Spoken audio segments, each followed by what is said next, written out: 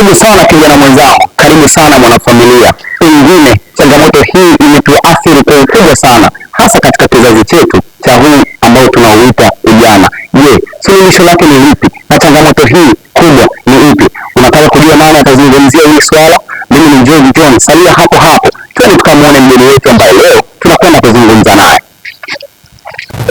Heshima yako mzee wangu. Asante, nashukuru. Karibu sana. Asante, nashukuru. Naona uko maktaba. Niko maktaba napitia hapo. Kitu gani hicho ambacho tunapitia? Napitia kitabu cha ujasiriamali. Ujasiriamali. Kwa nini ujasiriamali? Ujasiriamali ndio uchumi wenyewe.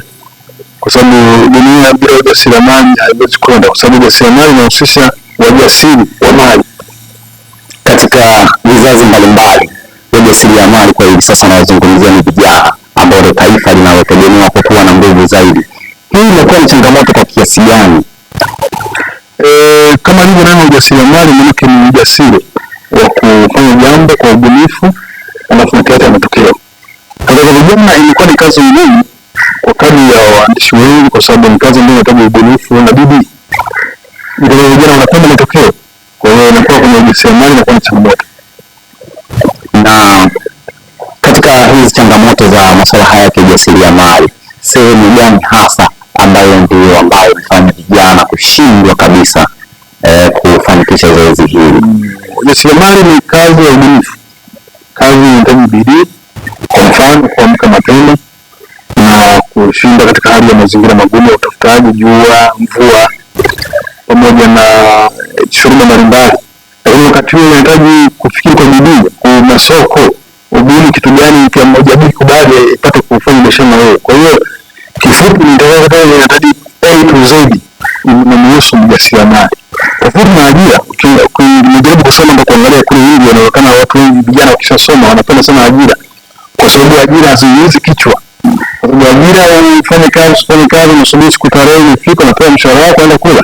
Lakini ujasiriamali usipofanya maana huwezi kula. Kwa hiyo vijana wanakosa mwendelezo na ubunifu. Ni sahihi kabisa, kwa sababu ni kazi ngumu ambayo inahitaji kwamba je, ukifanya ujasiriamali kwa kosa watu wanakuwa na hofu, risk, yani kujisabilia kwamba yuko tayari kufanya ujasiriamali kwa sababu anaogopa kupoteza, kwa sababu hakuna atakayemlipa. Okay. Ndio vijana ni waoga katika kujishughulisha na masuala ya ujasiriamali. Tufanye nini sasa? Pengine changamoto ni nyingi sana. Tunahitaji kukikomboa hichi kizazi na kuhakikisha swala hili la ujasiriamali linapata nafasi na kufanikiwa zaidi. Kipi hasa kifanyike? Nashukuru sana. Na niweze kifupi kwamba bila ujasiriamali taifa haliwezi kwenda. Kwa sababu itakuwa kunazalisha kizazi kijelenzi. Sasa kufanya nini vijana wafanye ujasiriamali? Kwanza ni kuna elimu kwamba kuna kila sababu ya vijana wajiunge na ujasiriamali ili kukomboa taifa lao.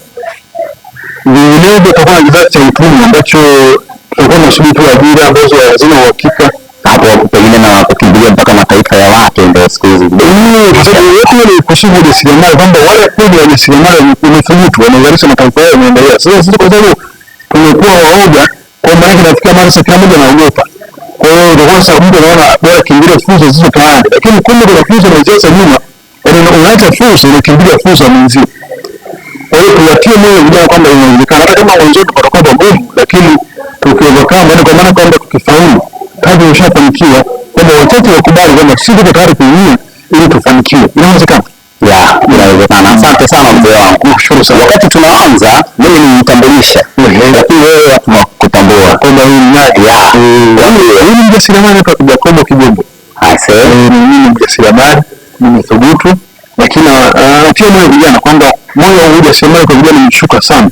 Aidha kwa sababu lakini nawatia moyo kwamba zile kizazi chetu kitaondoka na kujikuta baadaye taifa limejaa sana utegemezi. Uko vizuri. Nashukuru sana. Maktaba Taaluma inashukuru sana kuwa na wewe wakati huu hapa. Umefanya bora sana. Hatimaye umewapa nafasi fulani vijana ya kujua wapi wanatakiwa kuanzia ama kuendeleza. Nashukuru. Mtazamaji wa Maktaba Taaluma, mimi ni George John, nilikuwa na mtaalamu, baba, mshauri wa masuala ya kiuchumi, mjasiriamali.